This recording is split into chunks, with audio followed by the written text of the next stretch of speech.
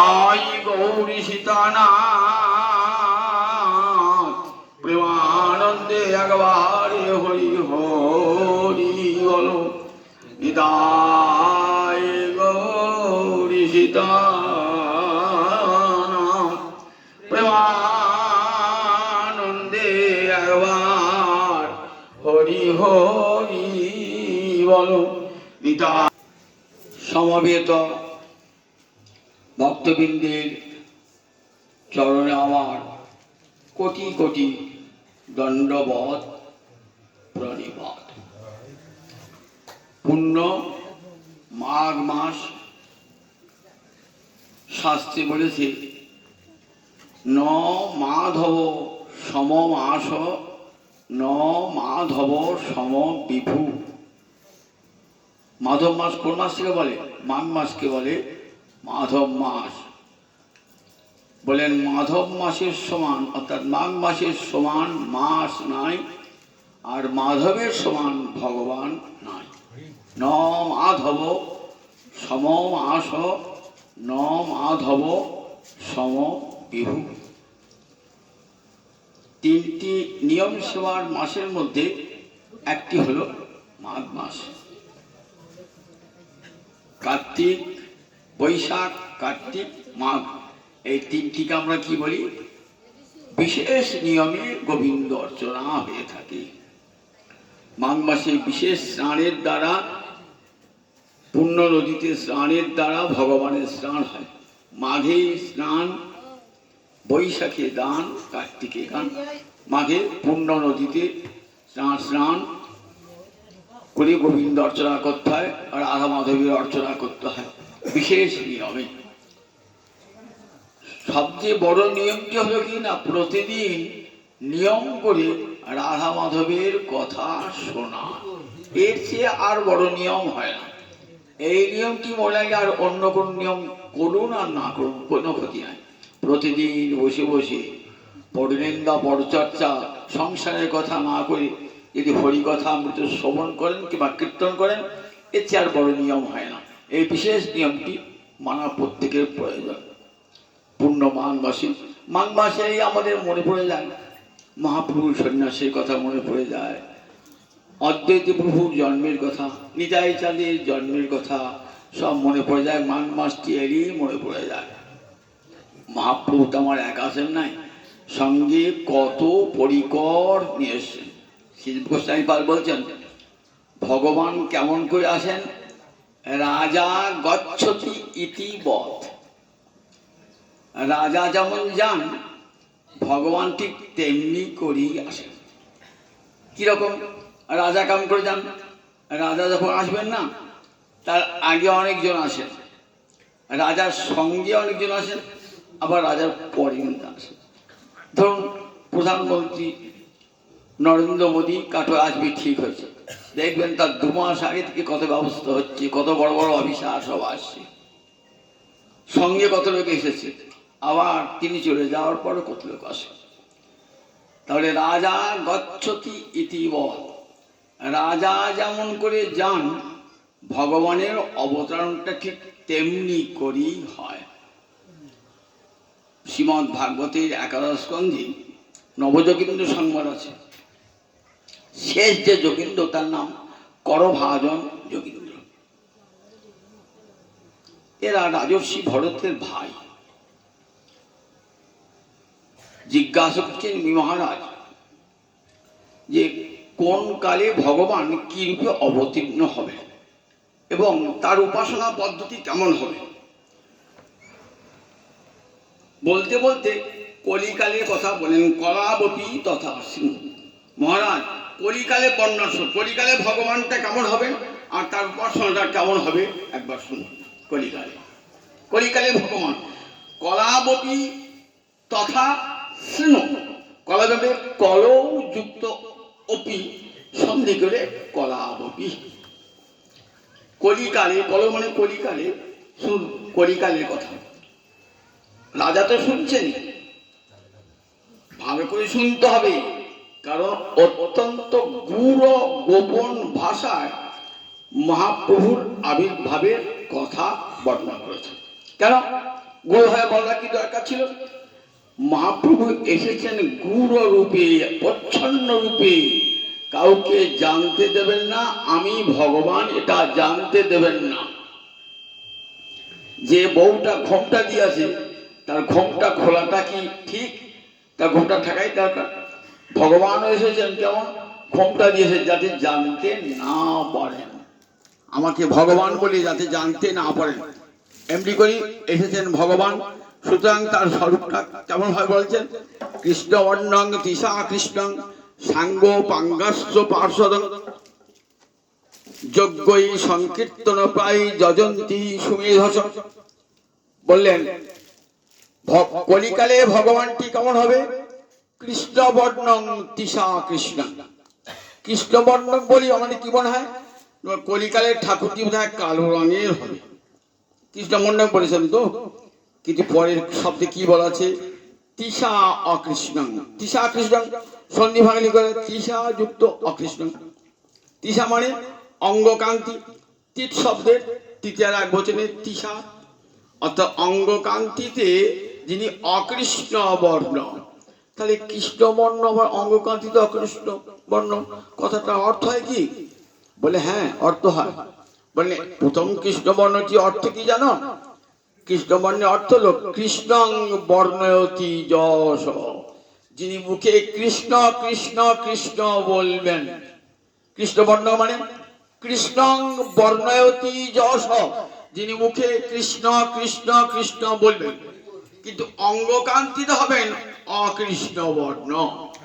অঙ্গকান্তিতে হবেন অকৃষ্ণ, মুখে কৃষ্ণ বলবেন, অঙ্গকান্তি অকৃষ্ণ। তা অকৃষ্ণ বললে কি বোঝায়? কবিরাজ গোস্বামী পাল বলছেন অকৃষ্ণ শব্দে কহে পীত বরণ। চৈতন্য চৈতামৃতে অকৃষ্ণ শব্দ বললে বোঝাবে পীত বরণ। অকৃষ্ণ শব্দ বলে যা কালো না সব অনেক কিছু বলতে, লাল হলুদ সবার সবুজ সব বলতে পারে। তাহলে কবিরাজ গোস্বামী পাল বললেন অকৃষ্ণ শব্দে কহে পীত বরণ। বললেন দেখো কবিরাজ গোস্বামী পাদের মতন শাস্ত্রজ্ঞ তৎকালীন ভারতবর্ষে কেউ ছিল না। কবিরাজ গোস্বামী কখনো এমন কথা বলবেন না যার প্রমাণ নাই, শাস্ত্রীয় প্রমাণ নাই। বলেন দেখো ভাগবত খুলে দেখো যে পীতবর্ণের কথা বলা আছে কিনা।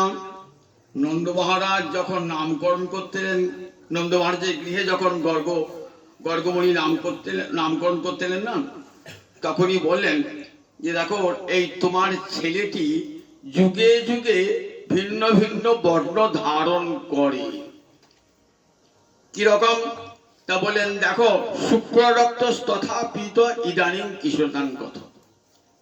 তোমার এই ছেলে চারটে রং, চার যুগে, শুক্র রক্ত তথা পীত আর ইদানিং কিশোরাঙ্গত। এই কৃষ্ণ অবতারে কালো রংটা হয়েছে। আর সত্য যুগে শুক্লবর্ণ, ত্রেতা যুগে রক্তবর্ণ, আর তাহলে থাকলো সত্য যুগ হয়ে গেল, ত্রেতা যুগ হয়ে গেল, দাপর যুগ হয়ে গেল, থাকলো কলি। তাহলে পীতবর্ণটি কোন যুগের জন্য? তাহলে পীতবর্ণটি এই কলি যুগের জন্য। শুক্র রক্ত তথা পীত। কবিরাজ গোস্বামী দেখলাম যে ভাগবতের মতো এত বড় প্রমাণ তার কোথাও নাই, সেখানে অকৃষ্ণ শব্দেতে কহে পীতবরণ। তাই অকৃষ্ণ শব্দ এখানে পীতবরণ, অর্থাৎ অঙ্গকান্তিতে হবে হলুদ পীতবর্ণ। তপ্ত কাঞ্চন গৌরাঙ্গ, রাধা আমার রাধারানী যেমন বরণ, সেই রকম বরণটি হবে কলিকালের ঠাকুর। তপ্ত কাঞ্চন গৌরাঙ্গী রাধারানী, আমার গৌরহরি ঠিক তেমনি তপ্ত কাঞ্চন বরণ। আর মুখে কৃষ্ণ কৃষ্ণ বলে এক আসবেন নাকি? বলেন না। কৃষ্ণবর্ণং তিসা সাঙ্গ পাঙ্গাস্ত্র পার্শ্বদং, অঙ্গ উপাঙ্গ এবং পার্শ্বদ সহ আসবেন। পার্শ্বদ সহ এক আসবে না, কোটি কোটি পার্শ্বদ তার সঙ্গে আসবেন। আর অঙ্গ আর উপাঙ্গ হবে তার অস্ত্র স্বরূপ। অঙ্গ মানে আমার হাতটা অঙ্গ, পাটা অঙ্গ, আর উপাঙ্গ মানে আমার পায়ের আঙুল, হাতের আঙুল উপাঙ্গ, ক্ষুদ্র অঙ্গ কি উপাঙ্গ বলে। তাহলে তার অঙ্গ এবং উপাঙ্গ হবে অস্ত্র। ভগবান যখন আসেন হাতে অস্ত্র নিয়ে আসেন, রামচন্দ্র তীর ধনুক এনেছেন, কৃষ্ণচন্দ্র হাতে সুদর্শন এনেছেন। তাহলে এই ঠাকুরটা কি অস্ত্র আনবে? বলে অঙ্গ আর উপাঙ্গই হবে তার অস্ত্র। অস্ত্র দিয়ে কি হয়? শত্রু নিধন হয়, এই তো। তা বললেন হ্যাঁ এবারও অসুর নিধন হবে। কি কবে? অসুরটা হবে না, অসুরের ভিতরে যে আসুরিকতা সেইকে নিধন হবে। অসুরটাকে নিধন করা অপেক্ষা তার অন্তরের যে আসুরিকতা সেটা নিধন করাই বড় কাজ। কি করে সেটা নিধন করবেন গৌরহরি? বলেন শিয়ঙ্গ শিমুখ যেই করে দর্শন, তার হয় পাপক্ষয় পায় প্রেম ধন। দেখুন, শিয়ঙ্গ শিমুখ যেই করে দর্শন, তার হয় পাপক্ষয়। পাপটা তো অসুর, আসুরিক ভাবটা যে বলে পাপ, মানুষ পাপ করে কখন? যখন আসুরিক স্বভাবের বশেই মানুষ পাপ করে থাকে। তাই গৌরহরিকে যে একবার দর্শন করেছেন, যখন হরি বলে আমার মহাপ্রভু নৃত্য করছেন, হরে কৃষ্ণ কৃষ্ণ কৃষ্ণ হরে হরে, হরে রাম রাম রাম হরে হরে, প্রেমন্মত্ত হয়ে নাম করতে করতে চলেছেন তো। আর ওই যে দর্শন করছে না, সঙ্গে সঙ্গে তার হয় পাপক্ষয়। দর্শনে দর্শনে পাপক্ষয়, আর পাপটা তো ক্ষয় হয়ে গেল। কি পেল? পেল প্রেম ধন, তার হয় পাপক্ষয় পায় প্রমোধন। কত দেখুন, পাপটা ভগবান কেটে নিল আমার হৃদয় থেকে, খালি হয়ে গেল হৃদয়টা। ধন সম্পদ পাপ ছিল সে চলে গেল, এবার ভর্তি করে দিলেন প্রেম দিয়ে, হৃদয়টা ভর্তি করে। তার প্রমাণ দেখবেন, ঝাড়িখণ্ডের পথে যাচ্ছেন তো, সিংহ বাঘ এরা তো এমনিতেই অসুর প্রকৃতি, অসুর হইতে জন্মায় এরা। যখন যাচ্ছিল আমার মহাপ্রভু, তখন বাঘটা দুটো পা তুলে নাচছে, বাঘটা দুটো পা তুলে নাচছে। হাতির গায়ে জল ঢুকেছে, হাতি প্রমাণমত্ত হয়ে নৃত্য করছে। বাঘ সিংহ এসে পায়ে লুটুপুটি খাচ্ছে। সাপ ফনা তুলে নাচছে। তাহলে একটা সাপ একটা মানুষকে দেখতে পেলে ছোবল পাপ চলে আসে। একটা বাঘ সিংহ হরিণকে দেখছে, খেতে চলে আসবে, ওই খাচ্ছে না তো। উপরন্তু তারা মহাপ্রভুকে দেখে এত আনন্দ পাচ্ছে যে তারাও নৃত্য করছে। তাহলে তাদের মধ্যে যে পাপ প্রবৃত্তি ছিল সেটা ধ্বংস হয়ে গেছে সুদর্শন করে। মহাপ্রভু হাতে লাঠি নিয়ে যান নাই, ঠেঙ্গাও নিয়ে যান নাই, শুধু একবার নাচতে নাচতে চলেছেন ঝাড়িখণ্ডের পথে, তাতেই সঙ্গে সঙ্গে হিংস্র একটা আদি সব। তা মানুষ তো কোন দূরের কথা, মনুষ্যেতর প্রাণী পর্যন্ত দর্শন করার সঙ্গে সঙ্গে তার পাপ ক্ষয় হয়েছে, প্রেম ধন পেয়েছে। পার্শ্বদম আবার কোটি কোটি পার্শ্বদগণকে সঙ্গে নিয়ে এসেছেন, কারণ জগতের সমস্ত জীবকে হরিনাম দেবেন এবং প্রেম দেবেন। নাম প্রেমের মালা গাঁথি পড়াইল সংসারে, প্রেমের সুতো দিয়ে হরিনাম ফুলের মালা গেঁথে এই কলিহত জীবের কণ্ঠে দুলিয়ে দেয়। এই জন্য তো আমার মহাপ্রভু এসেছেন। আসার সঙ্গে সঙ্গে কত মহাপ্রভু আগেকারা এসেছেন দেখেছেন। আজকে যার কথা বলবো তিনি মহাপ্রভুর আগে এসেছেন, অদ্বৈত সিংহ এসেছেন, সিংহের মতো গর্জন অদ্বৈত প্রভু। তাই এসেছেন মাঘ মাসে শুক্লপক্ষের সপ্তমী তিথিতে। পঞ্চতত্ত্বাদ মকং কৃষ্ণং ভক্ত রূপ স্বরূপকং ভক্তাবতারং ভক্তাক্ষং নমামি ভক্ত শক্তিকম। আমরা পঞ্চতত্ত্বের বন্দনায় প্রাণে বলি, শ্রীকৃষ্ণ কলিযুগে 5টি তত্ত্বে আবির্ভূত হয়েছেন। পঞ্চতত্ত্বাত্মকং অর্থাৎ 5টি তত্ত্ব যার 8টা স্বরূপ। পঞ্চতত্ত্ব মানে 5টি তত্ত্ব যার 8টা স্বরূপ। তাহলে এই 5টি তত্ত্ব কৃষ্ণতে ভিন্ন নয়। কে কে 5 তত্ত্ব? বলে স্বয়ং ভগবান এলেন। পঞ্চতত্ত্বাত্মকং কৃষ্ণং ভক্ত রূপম, স্বয়ং কৃষ্ণ এলেন ভক্ত রূপী। ভক্ত অনন্ত ভক্ত রূপী। কিন্তু ভক্তের স্বরূপটি কি না? ভক্তের স্বরূপটি বলরাম, তিনি নিত্যানন্দ হয়ে এসেছেন ভক্ত রূপ স্বরূপক। তাহলে স্বয়ং নিজে ভক্ত রূপ ধারণ করে এলেন। আসল ভক্তের স্বরূপটি হলেন নিতাই চাঁদ। আর সেই নিতাই চাঁদের অবতারকে, নিতাই চাঁদের অবতার ভক্তাবতার অদ্বৈত প্রভু। ভক্তাবতার মহাবিষ্ণু অবতার শ্রী অদ্বৈত চন্দ্র। মহাবিষ্ণুকে সংকর্ষণ বলরাম, ইনি মহাবিষ্ণু, যিনি নিতাই চান, তার অবতার হলেন অদ্বৈত প্রভু। তাই মহাবিষ্ণু অবতার শ্রী অদ্বৈত চন্দ্র। আর ভক্ত শক্তিকে গদাধর পণ্ডিত রাধা রানীর এক অংশে গদাধর হলেন ভক্ত শক্তি, আর শিবাস ভক্ত। এই পাঁচটি রূপে ভগবান অবতীর্ণ হলেন। আমরা দেখি মহাপ্রভুর আগে এসেছেন কে? নিতাই এসেছেন, অদ্বৈত এসেছেন, মহাপ্রভু আগে এসেছেন। নিতাই চাঁদের সঙ্গে বিরল হয়েছে, তারপরে অদ্বৈত প্রভুর সঙ্গে বের হচ্ছে। অদ্বৈত প্রভু ভগবানের সঙ্গে তিনি দ্বৈত নন, দ্বিতীয় নন, অদ্বৈতম হরিণাদ্বৈতা। কেন তার নাম অদ্বৈত হলো? না, শ্রীহরির সঙ্গে তিনি অভিন্ন। শ্রীহরির সঙ্গে তিনি অর্থাৎ শ্রীহরিও যা, অদ্বৈত প্রভু একই বিষ্ণু তত্ত্ব। সদাশিব রূপে রয়েছেন কোথায়? গোলকে রয়েছেন সদাশিব রূপে। সদাশিব আর মহাবিষ্ণু এই দুইয়ের মিলিত রূপ হলেন অদ্বৈত প্রভু। কোথায় জন্মিয়েছেন? সিংহট্ট জেলার নবগ্রামে। 1355 শতাব্দ। মহাপ্রভু 1407 শতাব্দে, আর 1355 শতাব্দীতে হয়। তাই হিসেব করুন 52 বছর আগে, মহাপ্রভুর থেকে 52 বছর আগে জন্মগ্রহণ করেছেন অদ্বৈত প্রভু শ্রীহট্ট জেলার নবগ্রামে। পিতার নাম ছিল কুবের, মায়ের নাম ছিল নাভা। পিতা কুবের ছিলেন সেখানকার রাজা দিব্যসিংহের মন্ত্রী, কত ক্ষমতাবান। আর অদ্বৈত যে বংশে জন্মেছিলেন সেই বংশ হলেন নারিয়াল বংশ। সেই বংশে জন্মেছিলেন অদ্বৈত আচার্য। বাল্যকাল হতে ক্ষুরধার বুদ্ধি, সুতীক্ষ্ণ বুদ্ধি। অল্প দিনই পাঠশালার পড়া শেষ করে চতুষ্পাঠে ভর্তি হলেন।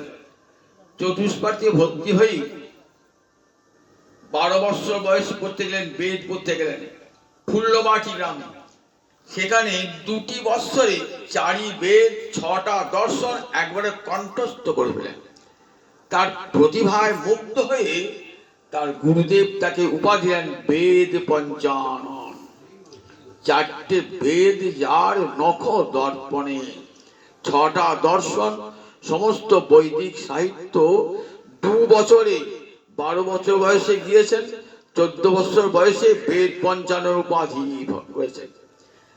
সরস্বতী পতিত শুধু নররূপে লীলা করছেন বলি লেখাপড়া শিখছে যাওয়া। যেমন কৃষ্ণ বলরাম মথুরায় গিয়ে কোথায় গেলেন? শান্তিপণি মণির কাছে পড়তে গেলেন। কদিন পড়েছিলেন? 64 দিন, 2 মাস 4 দিন। 64 কি শিখলেন? 64 কলা বিদ্যা। আমাদের বিদ্যা কত প্রকারের? 64 রকমের বিদ্যা আছে। সেই 64 রকমের বিদ্যা 64 দিনেই শিখে ফেলে।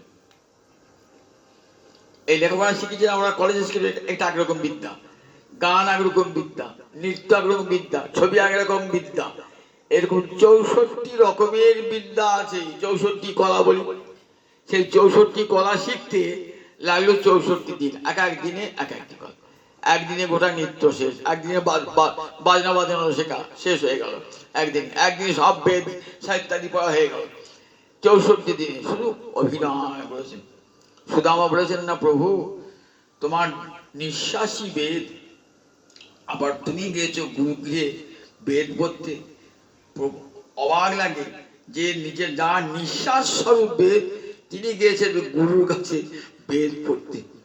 কিন্তু ভগবান নররূপে লীলা করছেন, তো কাজে গুরু স্বীকার করতে হবে, গুরুর কাছে পড়াশোনা করতে হবে, শিখতে হবে। অদ্বৈতাচার্য তাই 2 বছরে সব শিখে ফেললেন, সমস্ত বেদ। গুরুদেব উপায় দান করেন বেদ। শুধু তাই নয়, বিদ্যা শুধু লাভ করলেন না, শেষখানে গুরু ভক্তিও কেমন অসামান্য। গুরু ভক্তি কিরকম অসামান্য! গুরুদেব চলেছেন স্নানে শিষ্যকে সঙ্গে নিয়ে।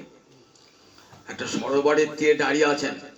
সেই সরোবরে এত সুন্দর সুন্দর পদ্ম ফুটেছে না, গুরুদেবের অন্তর ইচ্ছা জেগেছে ওই পদ্ম দিয়ে গোবিন্দ চরণে উপহার দান, পুষ্পাঞ্জলি দান করব। কিন্তু যেখানে দেখবেন ওই পদ্মফুল ফোটে না, সেখানে গৌর সাপ থাকে, ওদের নাম পদ্ম গৌর। একবার পদ্ম ফুলের নালে জড়িয়ে থাকে, যেই পদ্মফুল যাবেন না সঙ্গে সঙ্গে আপনাকে ছোবল মারবে। এত সর্প, কেউ যেতে সাহস করছেন না কোনো ছাত্রী। হচ্ছে গুরুদেবের অন্ত ইচ্ছা রেখেছে তো, গুরু সেবা করতে হবে। অদ্বৈতের প্রভু ঝাঁপ পড়লেন, বললেন গুরুদেবের ইচ্ছা যখন হয়েছে আপনি আসবো। সেখান থেকে পদ্ম ফুল তুলে এনে দিলেন গুরুদেবের হাতে। গুরুদেব আশীর্বাদ করলেন যে বেদ বিদ্যা তোমাকে দান করেছি তা তোমার জীবনে সার্থক রূপে প্রতিফলিত হোক। এই গুরুর আশীর্বাদ মাথায় নিয়ে এলেন। পিতার অদর্শনের পর বেরিয়ে পড়লেন কোথায়? বেরিয়ে পড়লেন তীর্থ করতে। প্রথমে গেলেন গয়ায় পিণ্ডদান করতে। গয়ায় পিণ্ডদান করে বিভিন্ন জায়গা ঘুরতে ঘুরতে, কাশি টাশি ঘুরতে ঘুরতে কোথায় এলেন? বৃন্দাবন।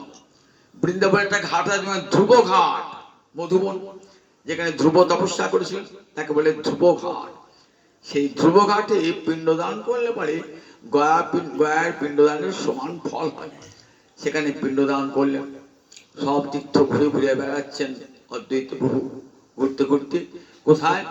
একটি বটবৃক্ষের তলায় বসে আছে। এখন আছে সে অদ্বৈত বট, আজ আছে অদ্বৈত বট। সেই বটবৃক্ষের তলায় বসেছেন। স্বপ্ন হচ্ছে, বলছে আমি মদন মোহন আছি দ্বাদশ আদিত্য টিলায় মাটির নিচে, আমাকে তুই উদ্ধার কর এবং সেবা কর। দ্বাদশ আদিত্য টিলা বৃন্দাবনে, বৃন্দাবনে যমুনার তীরে দ্বাদশ আদিত্য টিলা বলে একটা টিলা আছে। টিলা মানে ছোট পাহাড়, উঁচু জায়গাকে টিলা বলে। কালিয়নাগকে দমন করে কৃষ্ণের জ্বর এসে গেছিল। এত ঠান্ডায় স্নান করেছেন, তো স্নান করে কি করেছেন, জল এসে গেছে। কোথায় বসলেন? এসে ওই দ্বাদশ আদিত্য টিলায়। তখন দ্বাদশ আদিত্য আছে না, দ্বাদশ সূর্য, 12 রকমের সূর্য, দ্বাদশ সূর্য কি করলেন? এত তাপ দিলেন যাতে কৃষ্ণের জ্বর ছেড়ে যায়, ঠান্ডা লেগেছে জ্বর ছেড়ে যায়। ছেড়ে যাওয়ার নাম হয়ে গেল দ্বাদশ আদিত্য টিলা। সেখানে গেলেন, গিয়ে কি করলেন? সে আদিত্য টিলা বললেন মাটির নিচে আছি। এই মদন মোহনকে না কুবজার সেবিত মদন মোহন বিগ্রহ। কুবজা কে বলুন দেখি? ত্রেতা অবতারে যিনি, রাম অবতারে যিনি শূর্পণখা ছিলেন, তিনি আজ কুবজা হয়ে এসেছেন। কংস ধ্বংসের পর কৃষ্ণ কুবজার গৃহে গেলেন। কুবজাকে কথা দিয়েছিলেন, কুবজার গৃহে গেলেন। কুবজা বললেন প্রভু তোমাকে ছাড়বো না, আমার বাড়ি থেকে যেতে দেবো না তোমাকে। বললেন ঠিক আছে, তোমার কাছে আমি থাকবো, চিরকাল থাকবো তোমার কাছে। তুমি একবার চক্ষু মুদ্রিত করো। চক্ষু মুদ্রিত করেছেন, কৃষ্ণ অন্তর্ধান করেছেন সাক্ষাৎ মদন মোহন মূর্তি। সেই মূর্তি পেয়ে ভুলে গেলেন এই মূর্তি কুবজার সেবিত বিগ্রহ। কতদিন বাদে মাটির তলায় পড়ে আছেন সেই কুবজার সেবিত বিগ্রহ। সেখান থেকে কুবজার সেবিত মদন মোহন বিগ্রহকে তুললেন, বলে আমার সেবা করো। সেই মদন মোহন বিগ্রহকে তুলে একটা ছোট্ট টিলার উপরে ওই ছোট্ট ঝুপড়ি তৈরি করে সেখানে মদন মোহনী সেবা করতে একটা পুজুরি নিয়োগ করলেন। একদিন ম্লেচ্ছ আক্রমণ হলো। বৃন্দাবনের চারিপাশে বহু ম্লেচ্ছ আছে, তো ম্লেচ্ছ আক্রমণ করলেন। সেই ম্লেচ্ছ আক্রমণে তখন কি হলেন? বললেন মন্দির থেকে মদন মোহন নাই। অদ্বৈত প্রভু শুনে আহা তো কষ্ট করে মদন মোহন উদ্ধার কৃপা করে আমার সেবা নিলে প্রভু, কোথায় চলে গেলে প্রভু? কোন ম্লেচ্ছের হাতে চলে গেলে প্রভু? কাঁদছেন অদ্বৈত প্রভু। সেই বটবৃক্ষের তলে বসে ভাবছেন। বললেন আমি যাই নাই, আমি তোরই সেবা নেবো, যাই নাই।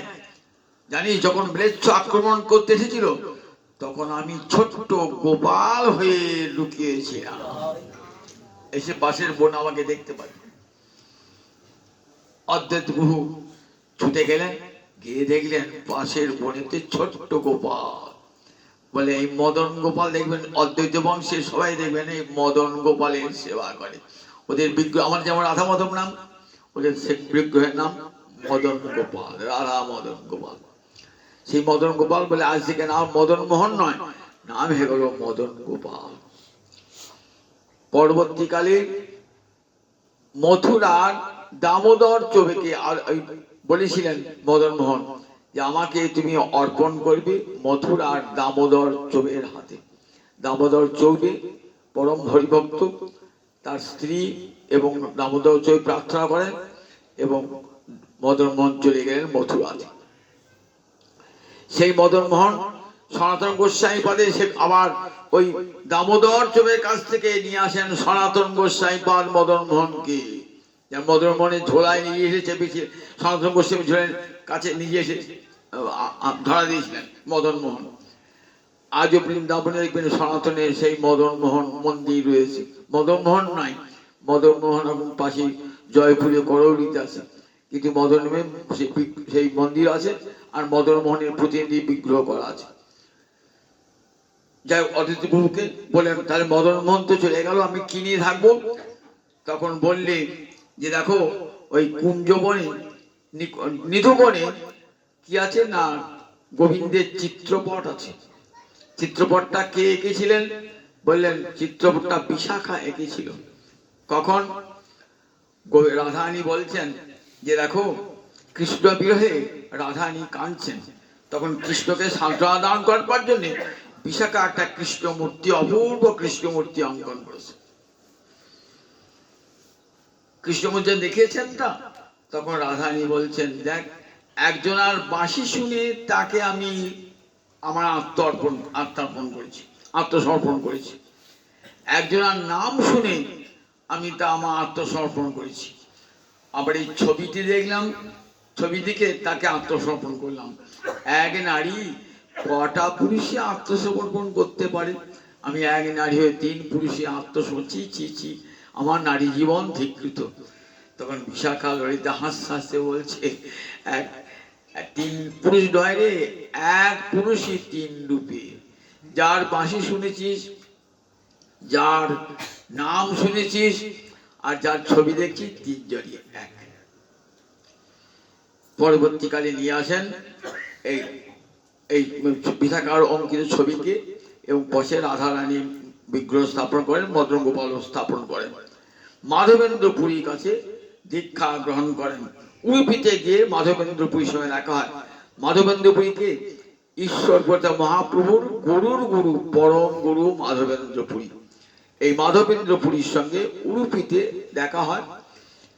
পরে আসেন, এসে দীক্ষা দান করেন অদ্বৈত প্রভুকে। অদ্বৈত প্রভু সেই মদন গোপালের সেবা নিয়ে তাকে মনে মনে ভাবেন কবে সত্যি মদন গোপাল অবতীর্ণ হবেন।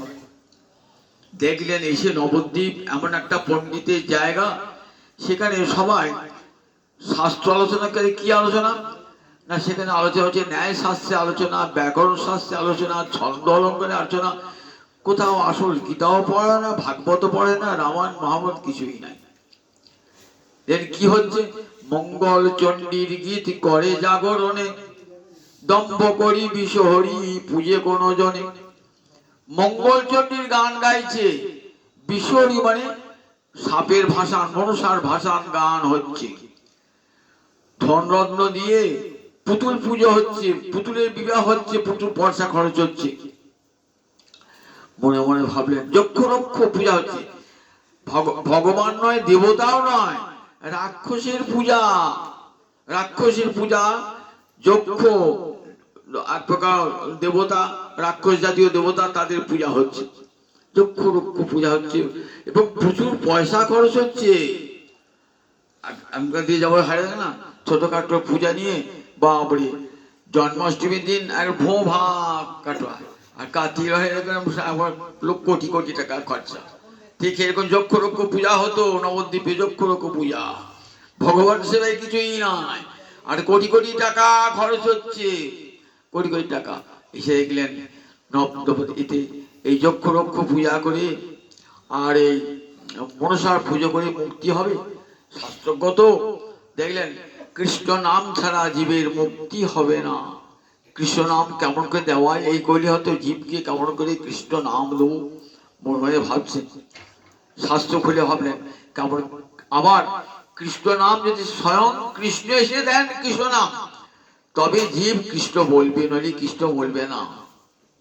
মনে মনে মনে ভাবছেন, খুব চিন্তিত হয়ে দু চারটি লোককে নিয়ে গীতা ভাগবত পড়ান, খুব নির্জনে ভয়ে ভয়ে। কেন ভয়ে নির্জনে ভয়ে ভয়ে পড়ান? তখন তো বিধর্মীর শাসন, খুব ভয়ে ভয়ে পড়াচ্ছে, গোপনে গোপনে পড়ান। শাস্ত্র খুলে দেখলেন যে ভগবান কখন বশীভূত হন ভক্তের, তুলসী দল মাত্রে ন জলস্য চুলুকে নবা বিক্রিতে সমাদ মানং ভক্তে ভো ভক্ত বৎসল। এক গণ্ডূষ গঙ্গা জল আর একটা তুলসী পাতা চন্দন সিক্ত করে যদি কেউ বলে নমো ব্রহ্মণ্য দেবায় গো ব্রাহ্মণ হিতায় চ জগদ্ধিতায় শ্রীকৃষ্ণায় গোবিন্দায় নমো নমঃ, তাহলে কি হয়? বিক্রিতে সমাদ মানং, নিজের আত্মাকে তার কাছে বিক্রয় করে দেন। ভক্তবৎসল ভগবান শ্রীহরি কৃষ্ণকে তুলসী জলে দেয় যেই জন, তার ঋণ শোধিতে কৃষ্ণ করেন চিন্তন। জল তুলসীর সম নাহি অন্য ধন, তারে আত্মা বেচি করে ঋণের শোধন। ভগবান ভাবছে আমি ঋণী হয়ে থাকবো ভক্তের কাছে, কি করে তার ঋণ শোধ করব? তখন নিজে আত্মাকে বিক্রয় করে দেন এমন ভগবান। দাস্যতি আত্মানবপি অজ, যোগীন্দ্র বলেছেন এমন ভগবান যে নিজের আত্মাকে দান করে দেন। অন্য ভগবান বরদান করেন, আর গোবিন্দ নিজেকেই দিয়ে দেন সেই ভক্তের কাছে। আমার ভগবান আছে, আমার ভক্তবৎসল ভগবান। তাই বললেন আমি কৃষ্ণকে কাঁড়াবো। কৃষ্ণ কাঁড়াবো কোথায়? গঙ্গার তীরে বসলেন প্রতিজ্ঞা করি, গঙ্গার তীরে বসলেন প্রতিজ্ঞা করি, যতদিন পর্যন্ত আমি আমার প্রভুকে আনাতে না পারবো ততদিন পর্যন্ত আমি অনশনে রইব। গঙ্গা জল তুলসী দিয়ে প্রাণ কৃষ্ণ বলে নয়ন জলে বুক বাছে, একবার এসো হে ওহে আমার প্রাণ কৃষ্ণ, একবার এসো হে জীবকে হরি বলাইতে, একবার এসো হে জীবকে হরি বলাইতে, একবার এসো হে নয়নে জলে বুক ভাসাইয়ে বলে, একবার এসো হে। ভক্তির নয়ন জল ব্যর্থ হয়, প্রতিদিন একটি পুষ্প নিক্ষেপ করেন। পুষ্প তো ভাটি মুখে যাবে, পুষ্প আছে উজান মুখে, উজানে যায়। আমি আমি গঙ্গা জলে যে পুষ্প ফেলে দেন, ভাটি মুখে চলে, উজান মুখে যাইছি। যে কোথায় গেলেন? দেখছেন নবদ্বীপে গঙ্গার জলে স্নান করছেন এক রমণী, তাকে প্রদক্ষিণ করছেন। আমার মহাপ্রভু আসছেন তো তার গর্ভে। তার আগে শচীকে জগন্নাথ বিশ্বকে দীক্ষা দান করলেন, কৃষ্ণমন্ত্রে দীক্ষা দান করলেন। মনে মনে ভাবছেন কতদিনে আমার সেই গৌর হরি প্রাণনাথ কৃষ্ণ আসবেন। যথাসময়ে কৃষ্ণ এলেন, আনন্দের সীমা নাই, সব চিহ্ন দিকে বুঝলেন আমার কৃষ্ণ এসেছেন, তথাপি নিশ্চিন্ত হতে পারেন না। দেখছেন যাকে নিয়ে এলাম, শচীর কোলে যাকে নিয়ে এলাম, তিনি তো বিদ্যার ঔদ্ধত্য দেখাচ্ছেন। নবদ্বীপের সমস্ত পণ্ডিতকে হারিয়ে দিয়েছেন, বিরাট চতুষ্পাঠী খুলে বসেছেন, কথায় কথায় সমস্ত তর্ক করে পণ্ডিতকে হারিয়ে দিচ্ছেন। ভাবছেন এই কি আমার আনা ঠাকুর হবে? আমি তো এই ঠাকুরকে চাই নাই। নবদ্বীপে তো বড় বড় পণ্ডিত রয়েছে, তাহলে কে? আবার যখন দেখছেন বিশ্বরূপকে পড়াতেন, তো দাদা বিশ্বরূপকে পড়াতেন, তখন আসতেন ওই ছেলেটি, তখন কেমন অঙ্গে বসন নয়, ন্যাংটা গৌর হয়ে গিয়ে দর্শন করতেন। আর ভাবতেন এটাই কি আমার ঠাকুর, এটাই কি আমার নানার ঠাকুর? ঠিক ব্রহ্মা যেমন পরীক্ষা করেছিলেন কৃষ্ণকে এনে, দেখছেন গরু চড়াচ্ছে, রাখাল বালুসের বাঁশি বাজাচ্ছে, রাখাল যে খাবার খেয়ে নিয়ে খাচ্ছে, এই কি করে আমার ঠাকুর হবে, এই কি করে আমার ঠাকুর হবে? পরীক্ষা করেছিলেন না ব্রহ্মা? ঠিক তেমনি করে অদ্বৈত প্রভু পরীক্ষা করছেন এটা আমার আনা ঠাকুর বটে কিনা। মনে মনে ভাবছেন, বিদ্যার প্রকাশ দেখা ঔদ্ধত্য দেখাচ্ছেন, বিদ্যার ঔদ্ধত্য দেখাচ্ছেন। মনে মনে খুব ভীষণ, তাহলে কি আমার সাধনা ব্যর্থ হয়ে গেল, আমার সাধনা ব্যর্থ হয়ে গেল। মনে ভাবছেন তা তো হয় না, আমার চোখের জল তো ব্যর্থ হবে না। দেখুন একদিন ব্যাখ্যা করছেন জ্ঞান বড় না ভক্তি বড়? বলে দেখি, প্রথম পরীক্ষা শাস্ত্রের কাছে শান্তিপুরে বসে ব্যাখ্যা করছেন যে দেখো জ্ঞানই বড়। জ্ঞান তো চক্ষু, চক্ষু না থাকলে দর্পণে কি কাজ হবে? চক্ষু অন্ধ হয়। বললেন জ্ঞান বড় নয়, ভক্তি বড় নয়, জ্ঞানই বড়। মহাপ্রভু জানতে পেরেছেন, সঙ্গে আসেনি, যাই জানতে সঙ্গে ছুটে আসছেন। ছুটে এসে দেখুন কোথায় নবদ্বীপ, সেখানে মহাপ্রভু জানতে পেরেছেন। ছুটে এসে তখন যে আসনে বসে অদ্বৈত প্রভু ব্যাখ্যা করছেন জ্ঞান বড় ভক্তির চেয়ে জ্ঞান বড়, সেটা আসন থেকে উঠিয়ে আনলেন।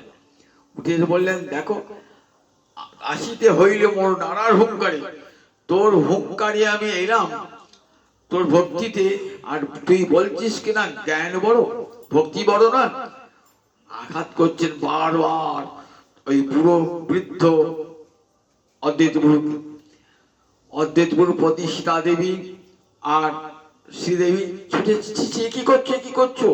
এমন ব্রাহ্মণকে, বয়োজ্যেষ্ঠ ব্রাহ্মণকে আমাকে অপমান করছো। অদ্বৈত প্রভু কিন্তু আনন্দের সীমা নাই, যে আজ পরীক্ষায় খানিকটা উত্তীর্ণ হয়েছে আজকে, যে রেখেছি যে জ্ঞান বড় বলাতে সঙ্গে সঙ্গে আমাকে আঘাত করেছে।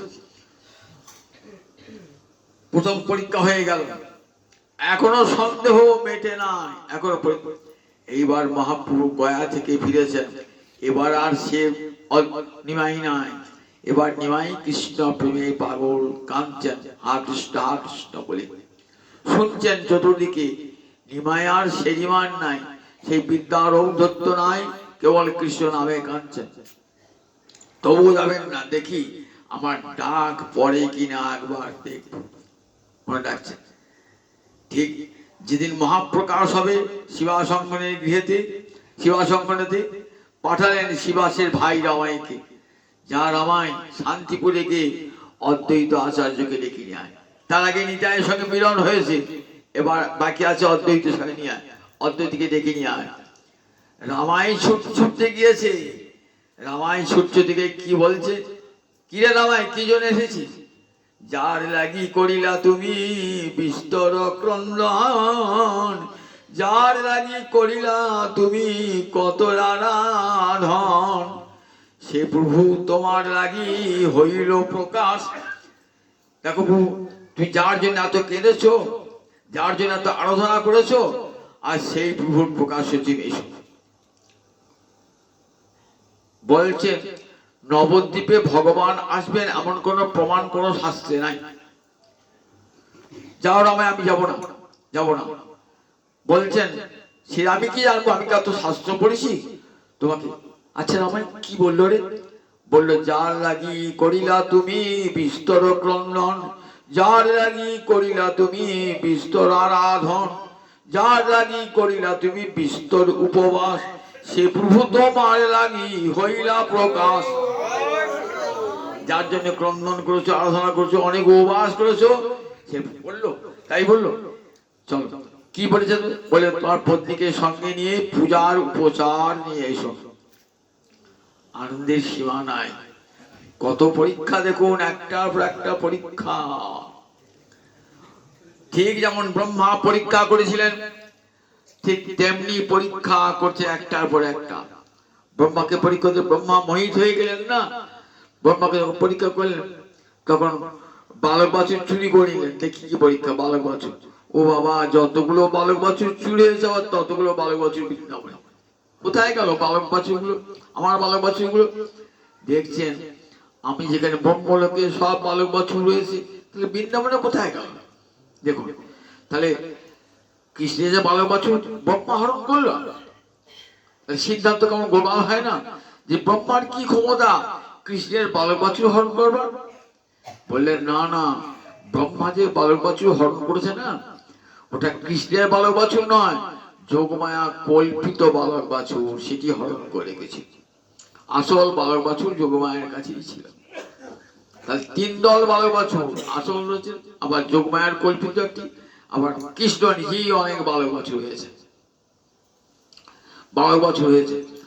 তারপর কৃষ্ণ দেখছেন, একবার যাচ্ছেন ব্রহ্মলোক, একবার বৃন্দাবন, যে যেতে আর পারলেন না। এবার দেখছেন সব বালক বাছুর ঢুকে গেল ওই কালো ছেলেটার অঙ্গে। সেই কালো ছেলেটা হাতে একটা পাঁচন, একটা বাঁশি, এক হাতে দই মাখা অন্যের গ্রাস খাচ্ছে, অপরকে খাওয়াচ্ছে। দেখলেন সব বালক বাছুর ধুয়ে গেল ওই বালকটি। তখন ব্রহ্মা হংস স্পৃষ্টতে নেমে এসে গোবিন্দকে অপূর্ব স্তব করেছিলেন। পরীক্ষা শেষ হয়েছিল। ঠিক তেমনি আজ অদ্বৈত প্রভু এসেছেন। দেখি কি করলেন, রামায়ণকে বলবি, রামায়ণকে বললেন চল, বলবি নারা এলো না। বলে কোথায় লুকিয়ে দেখলেন? নবদ্বীপের নন্দন আচার্যের গৃহে গেছেন, তো যেখানে নিতাই চাঁদ লুকিয়েছিলেন সেই নন্দন আচার্যের ঘরে লুকিয়ে রইলেন। বলগা গিয়ে রামায় এলো না, নারা এলো না। রামায় ভাব যেমন মিথ্যা কথা বলতে হবে। রামায় যে গিয়েছেন, সঙ্গে সঙ্গে মহাপ্রভু বলছেন অদ্বৈত আছে না, সীতানাথ লুকিয়ে আছে নয় নন্দন আচার্যের গিয়ে। বলগা মহাপ্রভু ডাকছে, বলছেন প্রভু জানতে পেরে তুমি না নন্দন আচার্য ভাই লুকিয়ে আছো, চলো প্রভু। তখনও যায় সন্দেহ যায় না। বললেন দেখো আমার সমস্ত সন্দেহ নিরসন হবে যদি যদি আমার প্রভু আনার প্রভু হয়, তাহলে তার যুগল চরণ আমার মাথায় দেবে, তবে জানবো আমার আনা ঠাকুর। যদি ভাগ্যে থাকে দেখতে পাবো। রামাই বলছেন এবার যাচ্ছেন, দূর থেকে গিয়ে কি দেখছেন? দেখছেন গৌরকে দর্শন করছেন না, দেখছেন মুরলী ধরে আছেন শ্রীকৃষ্ণ ত্রিভাঙ্গ ভঙ্গে হয়ে। আবার খনি রূপ পাল্টে গেল, দেখলেন শঙ্খ চক্র গদা আবদ্ধ হস্তে। আবার সঙ্গে সঙ্গে কি মূর্তি দেখলেন? বামন রূপধারী হয়ে বড়ির কাছে ভিক্ষা নিচ্ছেন। আবার দেখলেন সত্যব্রত মুনির কাছে মৎস্য মূর্তি ধারণ করেছেন। দেখছেন দেখছেন আবার দেখছেন চরণ থেকে গঙ্গা বার হচ্ছে। আবার দেখছেন লক্ষ্মীর অঙ্কে শুয়ে আছেন, লক্ষ্মী চরণ সেবা করছে। কত মূর্তি দর্শন করছেন। দেখছেন অনন্ত নাগ ফণা দিয়ে তা ছত্ররূপে তাকে সেবা করছেন। অনন্ত রূপ দর্শন করতে করতে করতে করতে আর থাকতে পারলেন না। সমস্ত পূজার উপচার নিয়ে গিয়ে কি করলেন? চরণটা ধুয়ে দিলেন, গঙ্গা জল চরণ ধুয়ে দিয়ে তুলসী পাতা নিয়ে নমো ব্রহ্মণ্য দেবায় গো ব্রাহ্মণ হিতায় চ জগদ্ধিতায় শ্রীকৃষ্ণায় গোবিন্দায় নমো নমঃ। এই বলে গৌরহরির চরণে প্রথম তুলসী পাতা দিলেন। জগৎকে দেখলেন, দেখো প্রকটকালে ঠিক কেমন স্বয়ং অদ্বৈতাচার্য বেদজ্ঞ জগৎকে দেখালেন, দেখো দাপরের কৃষ্ণই গৌরাঙ্গ রূপে আবির্ভূত হয়েছেন। যেই দিয়েছেন না, তখন সর্বভূত অন্তর্যামী গৌরাঙ্গ রায় চরণ শ্রীচরণ তুলিয়া দিল অদ্বৈতের মাথায়। সর্বভূত অন্তর্যামী গৌরাঙ্গ রায় শ্রীচরণ তুলিয়া দিলেন অদ্বৈতের মাথায়। অদ্বৈতের মাথায় তুলে দিলেন। অদ্বৈত দীঘল হয়ে পড়েছেন, নয়ন জলে ভাসছে, নৃত্য করছে। বৃদ্ধ পণ্ডিত, কোন গম্ভীর তো পণ্ডিত মানুষ নাচে না। আজ দেখুন বৃদ্ধ পণ্ডিত কত ছাত্র পড়িয়েছেন, তিনি নাচবেন আজকে? আজকে দেখুন তিনিও প্রেমে উন্মত্ত হয়ে বৃদ্ধ নৃত্য করছেন। মহাপ্রভু তার গলার মালাটা পরিয়ে দিলেন, অদ্বৈতের কণ্ঠে পরিয়ে দিলেন। বললেন অদ্বৈত বর চাও? বললেন প্রভু আবার বর? আমার প্রার্থিত ঠাকুর তুমি চলে এসেছো, আমার তো সব সফল, আমার সাধনা সফল হয়েছে প্রভু, আর কোনো বর চাই না। তবে প্রভু যখন নাও বলছো একটা বর দাও, তোমার চন্ডাল নাচুক তোমার নাম গুণ গাইয়া, আমি দেখবো চন্ডালও নৃত্য করছে হরে কৃষ্ণ বলে। জগতে নারী জাতি উপেক্ষিত, শূদ্র উপেক্ষিত, চন্ডাল উপেক্ষিত, আমি দেখব তোমার করুণাতে যেন কেউ বঞ্চিত না হয়। নারী জাতীয় যেন দুইটি বাহু তুলে কীর্তন করে, শূদ্র যেন কীর্তন করে, চন্ডাল যেন কীর্তন করে, পতির যেন কীর্তন করে, অধম যেন কীর্তন করে, তোমার কীর্তনে যেন সবার সমান অধিকার থাকে। কৃষ্ণ সেবার সমান অধিকার। শ্রীকৃষ্ণ ভজে নাহি জাতি কুলাদি বিচার, এই বাক্য যেন সার্থক হয়। তুমি বলেছো প্রভু, এ বাক্য যেন সার্থক হয়। সমস্ত জীবের হৃদয়ে কৃষ্ণের মন্দির, কোন জীবই যেন অবহেলিত না হয়। দেখেছেন তখনকার দিনে গোড়া পণ্ডিত ব্রাহ্মণ, উচ্চ ব্রাহ্মণ কুলে জন্ম, সাত্বিক ব্রাহ্মণ, কেমন উদার দেখেছেন। বলছেন চন্ডাল নাচুক তো নাম গুণ গাইয়া, চন্ডাল নাচুক, স্ত্রী সূত্রে দিবা তোমার হরিনাম, স্ত্রী সূত্র সকলকে, যারা উপেক্ষিত সমাজে তাদের সকলকে দান করবে। এত বড় উদার মানবিক ধর্মযুক্ত ভগবান আর পৃথিবীতে এসেছেন জগতে, কোথাও বিচার নাই, সর্বত্র দাও হরিনাম। তার বাক্য নিতাই জানে, বাক্য সার্থক করবার জন্য দেখুন আমার মহাপ্রভু এসেছেন। আবার দেখো একটা বিধর্মী হরিদাস, বিধর্মী হরিদাস কোথাও স্থান পেলেন না, কোথায় গেলেন দেখুন, স্থানটা কোথায় তার হয়ে দেখুন। সবচেয়ে ভারত বিখ্যাত পণ্ডিত তখন অদ্বৈত আচার্য প্রভু, আমার বংশের দিক হতে অদ্বৈত আচার্য অনেক উঁচুতে, বর্ণের শ্রেষ্ঠ ব্রাহ্মণ, বেদ যে সে ব্রাহ্মণ নন, বেদ পড়া বেদ পাঠী ব্রাহ্মণ, সেই হরিদাস ঠাকুর তাকে আশ্রয় দান করলেন আমার অদ্বৈত প্রভু। জগৎকে দেখালেন হরিনাম যার মুখে সে কখনো পতিত হতে পারে না, সে কখনো জবন হতে পারে না। যার মুখে কৃষ্ণ নাম, একবার যার মুখে কৃষ্ণ নাম শুনবে জানবে সে বৈষ্ণব প্রধান। এটি আমরা মুখে বলি কিন্তু কাজে করতে পারি না। অদ্বৈত আচার্য কাজে করে দেখালেন। তাকে বললেন থাকো তুমি নির্ভয়ে থাকো, তোমাকে বলে না না আপনি ব্রাহ্মণ, ব্রাহ্মণ সমাজে আপনি নিন্দিত হবে না, না আমি ব্রাহ্মণ সমাজে নিন্দার পরোয়া করি না। দেখো আমি কৃষ্ণ ভক্ত, সমান কৃষ্ণ ভক্তকে আমি ভালোবাসি, তুমি একা থাকো। কৃষ্ণ রেখে দিলেন, গোপাতে রেখে দিলেন, হরিনাম করতেন। পিতৃসাধ্য, পিতৃসাধ্যে উত্তম ব্রাহ্মণকে দান করতে হয়, সাধ্য দান, উত্তম উপহার দান করতে হয়, এটি নিয়ম আমাদের। আমরা সাধ্য সবাই দেখি ব্রাহ্মণকে দান দিচ্ছেন, যার সে দানটা শ্রেষ্ঠ ব্রাহ্মণকে দিতে হয়। কাকে দান দিলেন? সব ব্রাহ্মণ এসেছে শান্তিপুরে, কাকে দিলেন? তাকে দিলেন এই জবন হরিদাসকে, সেই দান দিলেন। সব ব্রাহ্মণ পাই গেল, জবনকে দান করলেন। ব্রাহ্মণ হয়ে জবনে হাতে, জবনকে দান করে শান্তপত্র দান, তোমার গিয়ে খাবো না বললেন, খেও না, খেলেন না।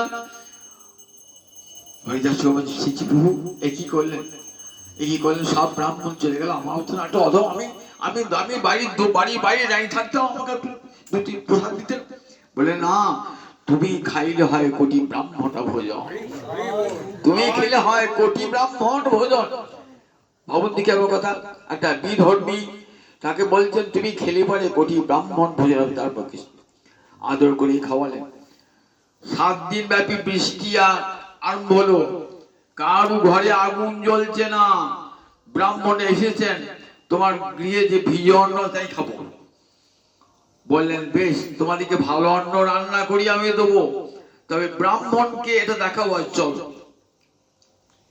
ব্রাহ্মণ সাগ্নিক, ব্রাহ্মণের গৃহে, তখনকার ব্রাহ্মণের গৃহে যজ্ঞ তো, যজ্ঞাগ্নি সবসময় জ্বলত, কখনো যজ্ঞাগ্নি নিভূত না। ব্রাহ্মণ গৃহে চলো আমি দেখাবো। নিয়ে গেলেন কোথায়? নিয়ে গেলেন হরিদাসের গোফাতে নিয়ে গেলেন। হরিদাসের গোফায় নিয়ে গিয়ে দেখলেন যে হরিদাসের গোফাতে সেখানে যজ্ঞের ধ্বনি, যজ্ঞের অগ্নি জ্বলছে, যজ্ঞের অগ্নি জ্বলছে। বলে দেখো 7 দিন বৃষ্টিতে সব জায়গায় অগ্নি নির্বাপিত, আর হরিদাসের গুহায় যেমন কাঠ তেমনি অগ্নি প্রজ্বলিত হচ্ছে। তাহলে যথার্থ ব্রাহ্মণ কি? ব্রহ্মকে যে জানে সেই তো ব্রাহ্মণ। তুমি ব্রাহ্মণ বলে অহংকার কখন করবে? যখন ব্রহ্মকে, ভগবানকে জানবে। সে ব্রাহ্মণ সর্বদা জগৎ পূজ্য, সে ব্রাহ্মণ ভূমির দেবতা, সে ব্রাহ্মণকে সবাই নত শিরে প্রণাম জানাবে। আর পৈতেটা সর্বস্ব, আর খাওয়া, আচার ব্যবহার, আহার বিহার কোনটাই শুদ্ধ নয়। সে ব্রাহ্মণকে কখনই সে ব্রাহ্মণ শূদ্রেরও অধম। আর সত্যি বেদজ্ঞ ব্রাহ্মণ, যিনি ব্রহ্মকে জেনেছেন, ভগবানকে জেনেছেন, সে শূদ্র হলেও সে ব্রাহ্মণের সমান পূজ্য। চণ্ডালপি নিজশ্রেষ্ঠ হরিভক্তি পরায়ণ। চণ্ডাল সেও যদি হরিভক্তি পরায়ণ হয়, তাহলে সে ব্রাহ্মণের চেয়েও শ্রেষ্ঠ। একথা বৈষ্ণবেরা জগৎকে উচ্চ কণ্ঠে শুনেছেন। অদ্বৈত আচার্য জগৎকে শোনালেন। অদ্বৈতাচার্য, সেই অদ্বৈতাচার্য বাবু যখন সন্ন্যাস গ্রহণ করে চলে গেলেন না, হাও হাও করে কাঁদছে। সন্ন্যাসের দিন নিতাই চাঁদ বঞ্চনা করে কোথায় শান্তিপুরে গঙ্গার অপর তীরে নিয়ে এসছে।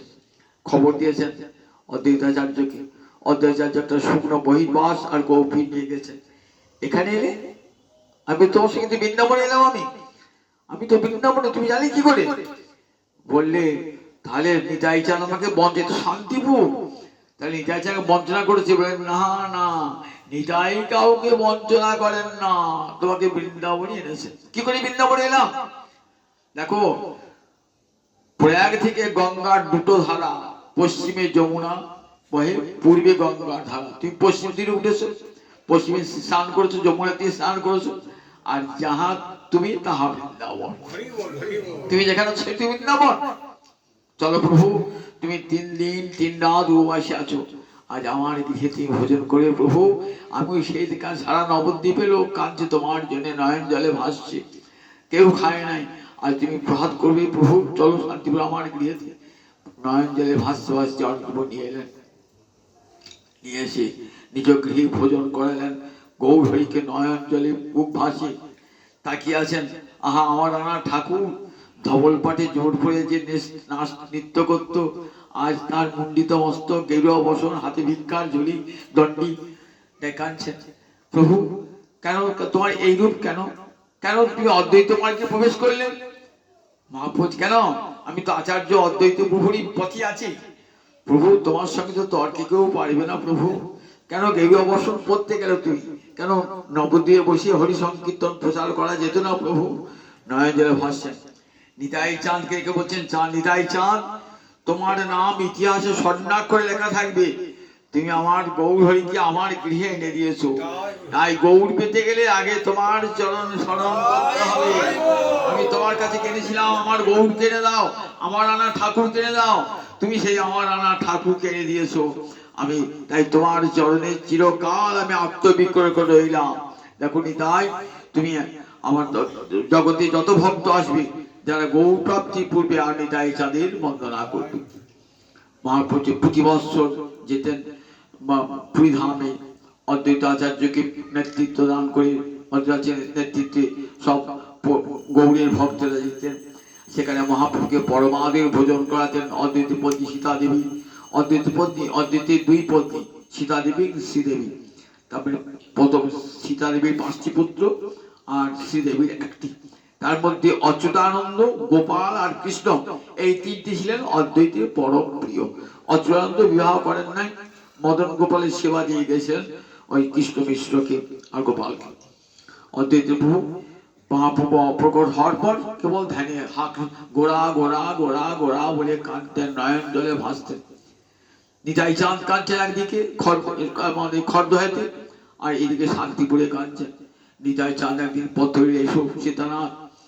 সীতানাথ গেলেন, নয়ন কীর্তন আরম্ভ হলো, বীরচন্দ্র কীর্তন আরম্ভ করালেন। কীর্তন হতে হতে নিতাই চাঁদ শ্যাম সুন্দরের মন্দিরে প্রবেশ করলেন, আর করলেন না। বিশাল মহোৎসব হলো। বীরচন্দ্রের অন্তরে ইচ্ছা যে তোমার, হে সীতানাথ, তোমার গৃহে 3 প্রভুর ভোজন হয়েছিল, আজ আমার এখানে 3 প্রভুর ভোজন হবে। 3 প্রভুর ভোজন। অদ্বৈতাচার্য রইলেন, আর নিতাই চাঁদ আর গৌরের চিত্রপট দিয়ে 3 প্রভুর ভোজন হইল, ভোগারতি করলেন।